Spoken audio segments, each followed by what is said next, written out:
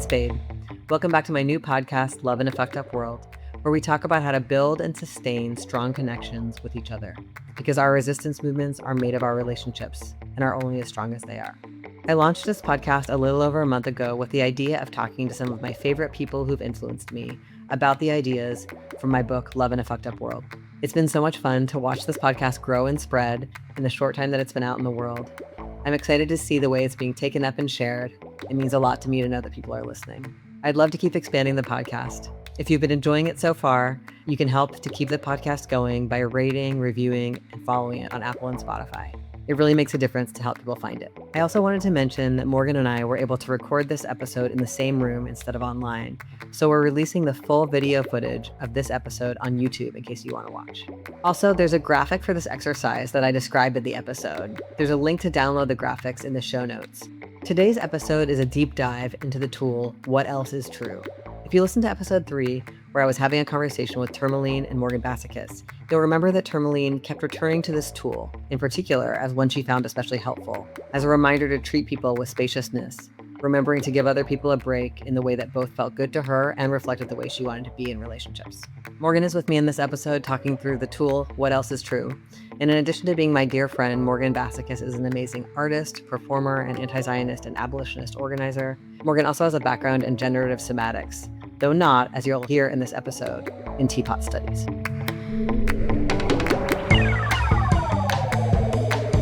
Welcome back to the podcast, Morgan Bassichis. Thank you, Dean. Nice to meet you. I'm so glad to be encountering you for the first time ever. Yeah, it's a pleasure. I'm here with my friend Morgan, who I've been friends with for decades, and who is someone whose work really overlaps the same kinds of worlds that this book is about and this podcast is about, and has been in a lot of fucked up relationships and helped me through several. And so today what we're going to do is talk about this tool that is in Love in a Fucked Up World called What Else Is True? And this tool is the one people are saying mostly is their favorite. This came up when we had an interview together with Tourmaline for this podcast, and it's come up a bunch of other times since then. Do you hear the chimes? I do. And that's my politics. Just name what's there, and there's chimes. Okay. It feels so good. So I just want to say it with the chimes in the room. Yeah, calling it in. Dean, now I've heard of hammers. I've heard of screwdrivers. I've heard of rulers. But I've never heard of a tool called What Else Is True? So tell me, what is this tool? Okay.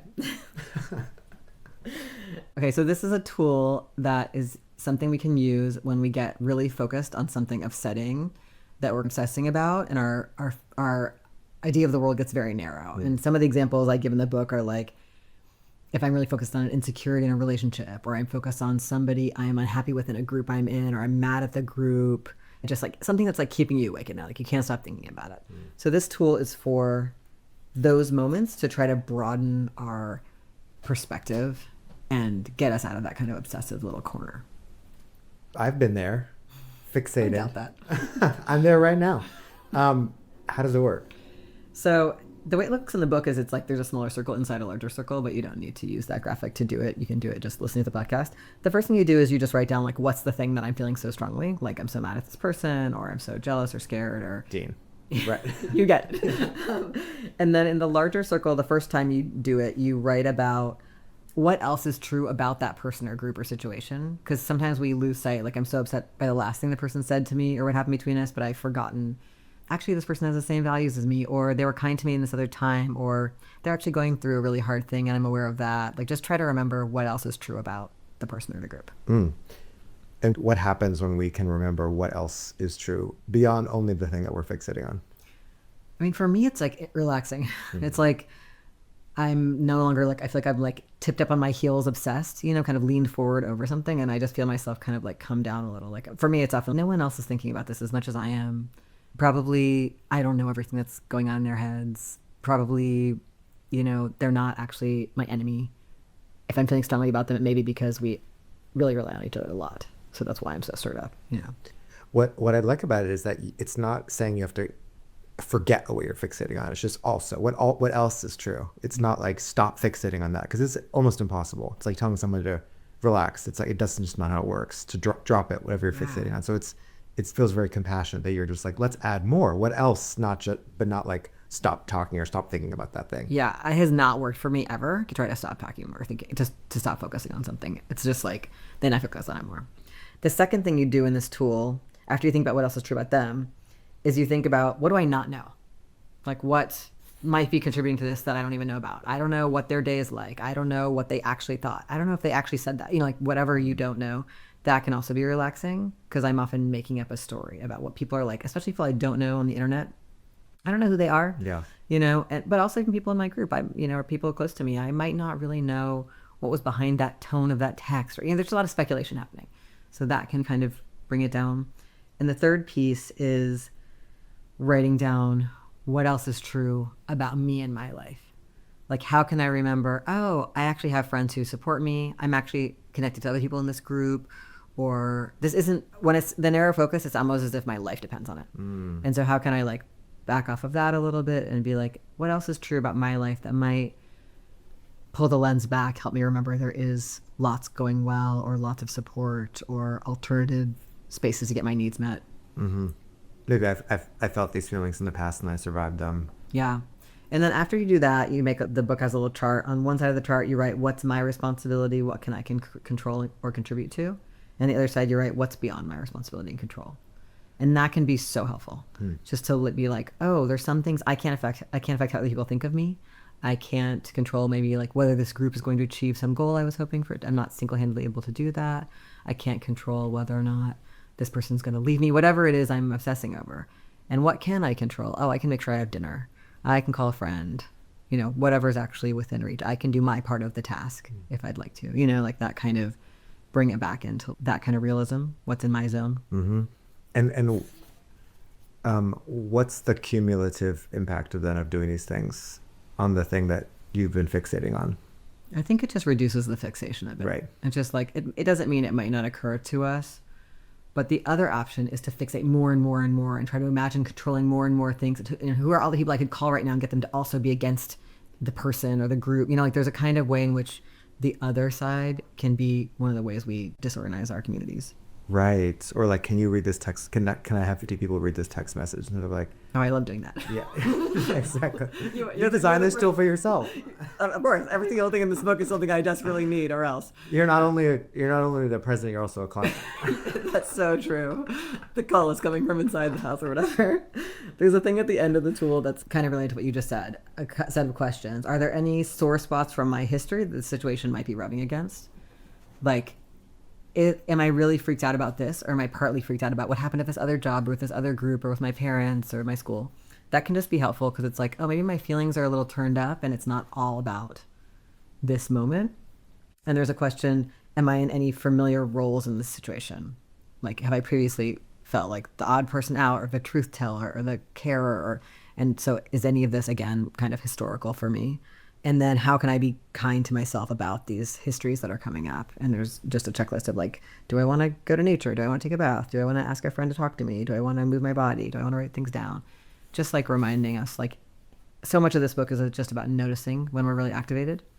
And then like, can I take a little bit of care of it instead of just be totally run by it, which feels so bad and sometimes leads to doing things that we regret. Right. Would you say, like, how do you know if you're fixated on something? For me, it's often that I am thinking about it when I'm trying to do other things. Right. And it's a lot of times keeping me up when I'm trying to sleep, and I'm distracted when I'm talking to people. I'm still thinking about this other thing. I'm curious, how do you know when you're fixated? I've never been fixated. So this is, for me, I'm like, I'm an outsider. You're feeling a lot of empathy? I'm feeling a lot of compassion. A little bit of judgment. For people who, just curiosity for people who have these kinds of feelings. No, I think that there's maybe like a sense of like things get faster inside of me in a sustained way, and I can kind of like like as if there's like a teapot, and it's just like the teapot, the sort of the what's it called? Dean, whistle? Yeah, yes, it is called a whistle. Dean, I'm not in teapot. No, you don't studies. Okay, sorry. Like it just feels like you're like that alarm is going off. Versus the kind of like maybe more quieter voice inside myself that's like something's wrong. I like what you're saying about it interferes with other stuff. Yeah. How else do I think I fixate all the time. I think I'm like a generally fixated person. So this is like, I think I can use this. I think you just solved my whole life, actually, not just relationship. Sorry, I held this back for 20 years. I think that's what I'm learning. I don't think I'm acutely fixated. I think I'm generally fixated. Yeah. Is that possible? Sure. Do we exist? Yeah, Okay. absolutely. I am remembering recently, I have been noticing, I say this one kind of gratitude prayer every morning, and it's the same thing every time, and maybe it takes about 2 or 3 minutes, and it's, this same exact litany. And when my mind wanders during that, how much is it wandering into what? It's a little bit of I could take a little bit of inventory of my mental state by whether I'm able to stay with these words and images that are very meaningful to me, or whether I'm like constantly dipping out, or it takes me a while to get through it because I keep stopping and forgetting where I am. And so that, I think, sometimes is an indicator of fixation, like just going to something you're used to doing and being like, what's it like right now? I can imagine this being helpful around jealousy, because while I can get really fixated on like evidence of like that my jealousy wants, I can also imagine being like, oh, there's so much other evidence too of like the security of our relationship, or like how this person loves me, or like our commitments or whatever. So I can imagine this being helpful there. When I have this with jealousy, one of the ways I use this tool is in the what else is true about me. I make a list of the reasons I've chosen a situation that's not completely locked down. Right? Like I could be in completely isolated relationships where I have a friend who doesn't have any other friends, or a date who doesn't have any other dates. Sure. Thank Ultimately. you. It should just be you. Yeah. Like that. So I like return to my commitment to everyone having a lot of support and love in their life. I return to why I chose this. So then I'm getting out of like kind of victim role that jealousy often makes me think in, that like this is happening to me and people are leaving me, or I'm, whatever the story I'm telling, and I'm back to like, oh, I chose this. And that, I think any moment where I can revisit choice when I'm fixating on what I believe is being done to me, or I'm being left, or whatever, is really helpful. Yeah, that's a perfect note to complete on. Thank you. Thank you, Morgan. Thank you always to Morgan Bassichis for being such a thoughtful, brilliant friend and teacher, and for always helping me recognize what else is true. Thank you for joining me for the latest episode of Love in a Fucked Up World. This podcast is based on my new book with the same title, which is out now from Algonquin Press.